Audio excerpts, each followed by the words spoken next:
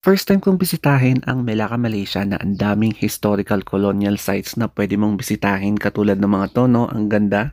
At natikman ko na rin ang authentic rendang food na ipinagmamalaki ng Malaysia. Kaya let's explore my first ever vlog sa Malaysia.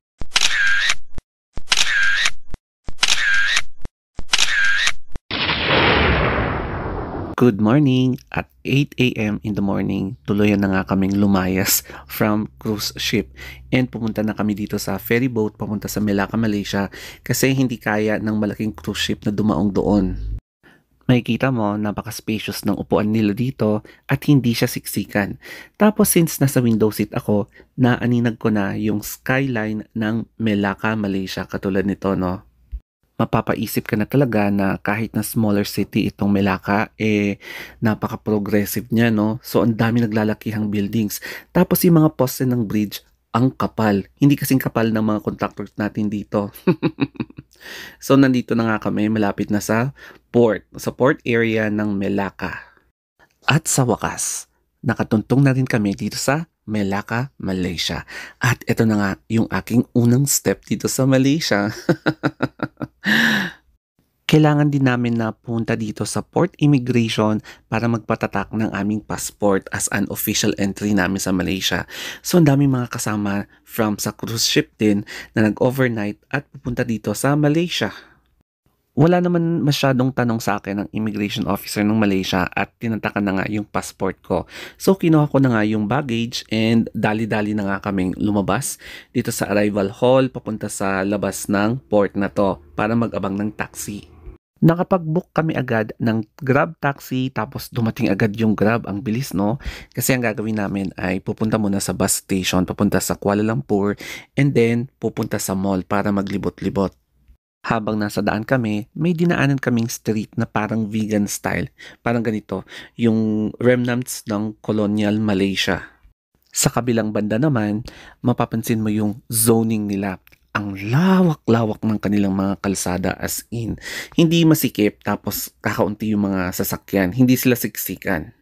At nakarating na nga kami dito sa Melaka bus station and marami kang makikita mga tiyangge. Pero since naiihi ako, pumunta muna ako sa CR and napansin ko parang sa atin din pala na may bayad. Kailangan ko magbayad ng 0.50 ringgit. So parang 6 pesos dito sa atin. Pagkatapos umihi at nag-book, ayan, nasa labas kami at mag-grab ulit pupunta sa mall. Habang nag-aantay ng Grab, pinagbastan ko ang kanilang mall. Iba yung architecture nila, no? Ang impression ko naman sa klima nila ay mainit din pero ang fresh. Hindi katulad sa atin na ang dry at polluted. At sa wakas, nag-grab na rin kami pupunta dun sa Melaka Mall, parang yung sa sentro nila, para kumain tapos tumingin ng gold. Kasi mas mura daw yung gold nila dito. And natutuwa ako kasi kahit na hindi masyadong makapagbigkas ng English yung driver, talagang todo effort siya, no, para ma-deliver niya yung kanyang gustong sabihin. Oh, never mind lah. No, you take the area correct, but you want going to the front only. Dito mo rin marirealize na hindi pagalingan ng English kapag nandito ka. Dapat broken English. Kumbaga yung root word lang ang sasabihin mo para magkaintindihan talaga kayo. So magkakaroon tayo ng quick tour dito sa historic Melaka in Malaysia. So dito parang vegan na naman, no? And then may madadaanan kang mga buildings na church katulad nito, na katulad din sa atin. And then may kita mo na World Tourism Expo showcasing historical sites of Melaka. And then may ibang mga buildings dito na parang nasa Europe ka, no, during the colonial times. So ang ganda rin ng architecture na naiwan ng colonizers. Tapos ito rin mga ship, no, na bumibisita noong unang panahon. Tapos yung architectural design ng Malay. So makikita nyo yung bubong, tapos yung overall structure. Pero syempre, time changes everything. So in contrast, ganito na yung itsura ng Melaka. Modernized na siya at ang daming mga skyscraper. Nakarating na nga kami dito sa isang mall sa center ng Melaka, Malaysia. So, ang unang task na gagawin namin ay maghanap ng food court para hanapin yung mga nagsaserve ng authentic Malaysian cuisine. So, nandito na nga kami sa may bandang food court. And eto, yung nakita namin na nagsaserve ng authentic Malayan dish.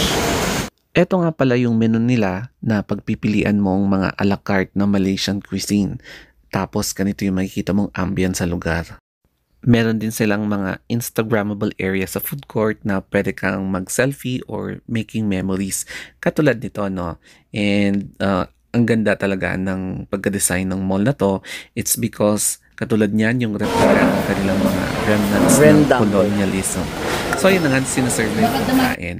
Tapos sa akin naman, eto yung in-order ko. Authentic Malaysian cuisine.